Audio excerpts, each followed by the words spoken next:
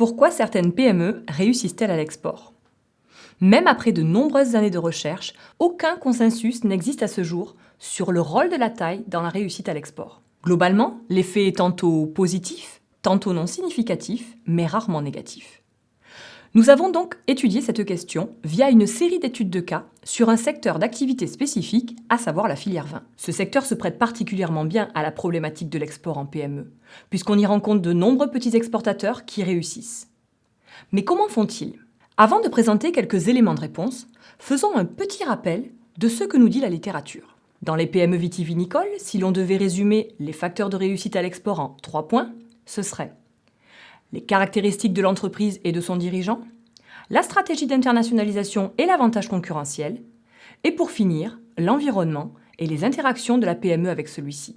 Quant au risque d'échec, ils sont fonction de plusieurs éléments. L'attitude et l'engagement du dirigeant et de son équipe vis-à-vis de l'export, les ressources limitées, mais également le degré de perception des barrières à l'export. La taille contraint forcément les PME par son impact sur les ressources dont l'entreprise dispose pour développer et rentabiliser son activité export. Toutefois, elle confère également aux petites entreprises une authenticité, un ancrage territorial fort et un caractère non industriel du produit et de son mode de production.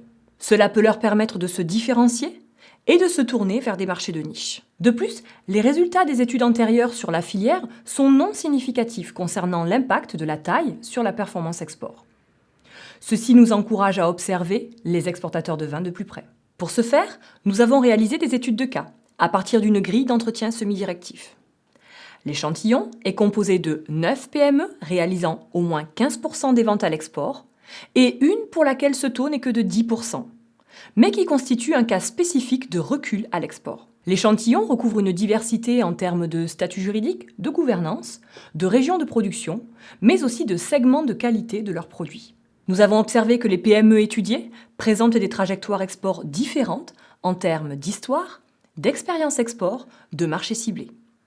Elles présentent également une hétérogénéité manifeste dans les perceptions même de la réussite et de l'échec à l'international. Malgré cette hétérogénéité, nous avons observé des facteurs communs d'échec et de réussite.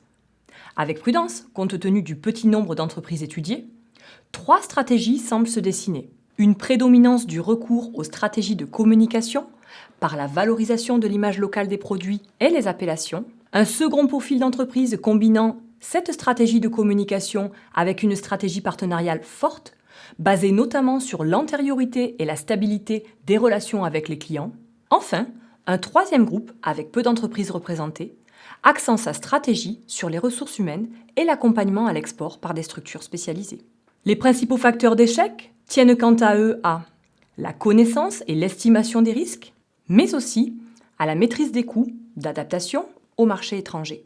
Avec cette étude, nous cherchions à apporter des éléments de compréhension aux facteurs de succès à l'export des PME. Au-delà de la classique opposition ressources limitées versus flexibilité, l'idée de cette communication était de sortir d'une approche binaire. Plutôt que de savoir s'il vaut mieux être grand ou petit pour réussir à l'export, se demander comment, même petit, un exportateur peut réussir et valoriser cette petite taille.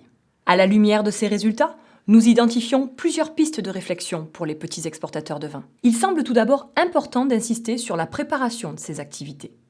Gestion des risques, accompagnement, estimation des coûts d'adaptation de l'offre, des relations durables et partenariales avec des clients diversifiés. Ensuite, une meilleure valorisation des atouts spécifiques de ces entreprises semble nécessaire. Petite taille, ancrage local, histoire et appellation. Et enfin, il s'agit de consacrer des ressources humaines formées et impliquées dans ce type de projet.